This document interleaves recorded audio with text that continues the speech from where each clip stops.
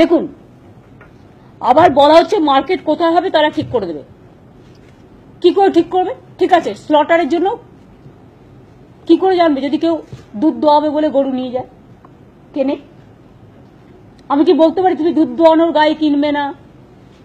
ছাগলের দুধ খায় বাচ্চারা, অনেক সময় অনেক অসুস্থ লোকেরা, ছাগলের দুধ কেনা যাবে না।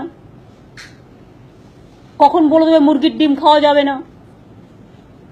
আমি তো এখনো মনে করি, আমি ভেজিটেবল খুব ভালোবাসি এবং আমি একদম পক্ষে। উদ্ভিদের প্রাণ আছে, আলু কেন কাটা হবে, পটল কেন কাটা হবে, পেঁয়াজ কেন কাটা হবে, লাউ কেন কাটা হবে? ধানেরও তো জীবন আছে, ধান তো তৈরি হয়, ধান গাছ থেকে ধানটা বড় হয়, তৈরি হয়, তারপরে আমরা চাল বানিয়ে খাই। সুতরাং কে কি খাবে, কে কি পড়বে, কে কি করবে, নর্থ ইস্টার্নের দিকে তাকিয়ে দেখুন, অনেক মানুষ এর উপর নির্ভরশীল। এক তো রমজান মাস চলছে, বেছে বেছে এই টাইমটাকেই বেছে নেওয়া হয়েছে, বেছে বেছে এই টাইমটাকেও বেছে নেওয়া হয়েছে। শুনুন, আমি এখনো বলি আমি পাঁঠার মাংস পর্যন্ত খাই না, কিন্তু এটা আমার নিজস্ব ব্যাপার, আমি কি খাবো, আমি কি পরবো।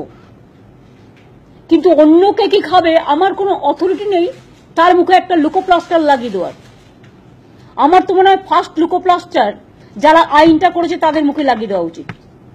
তার কারণ হচ্ছে তারা কনস্টিটিউশনটা মেনে চলছেন না। কখনো বলে দিচ্ছে গরুর কানে আধার কার্ড, মানে গরু দুল পড়বে আধার কার্ডে। আবার কবে গরুর কানে নাকছাবি দেবে কে জানে। সাজাতে সাজাক না, কান ফুটো করলে বুঝি লাগে না? মেয়েদের কান ফুটো করলে লাগে না? তুমি তো ওকে কষ্ট দিচ্ছ। গরুর কানে আধার কার্ড, গরুর নাকে নাকছাবি, একটা করে সোনার হার দিতে পারে তো। গরু দেবতা গোমাতা আমরা সবাই পছন্দ করি, সবাই ভালোবাসি। গরু কি খায়? ঘাস খায়, খড় খায়, ভেজ খেয়ে বেঁচে থাকে। গরুর দুধ আমরা খাই, গরুর দুধ কেন খাবে? গরুর দুধ শুধু গরুর বাচ্চারা খাবে, ঠিক কি না? আমায় যুক্তি দিয়ে তর্ক বলুন, গরুর দুধ শুধু গরুর বাচ্চারা খাবে, কেন অন্যরা খাবে কেন? তার মুখের আহার কেড়ে নিয়ে বেস্ট ফিডিংটাকে প্রমোট করা উচিত।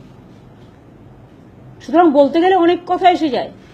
সুতরাং I am sorry to say all this, আমি কাউকে অ্যাটাক না করেই বলছি। আশা করি লোকের সীমাবদ্ধতার মধ্যে সীমা লঙ্ঘন করবেন না।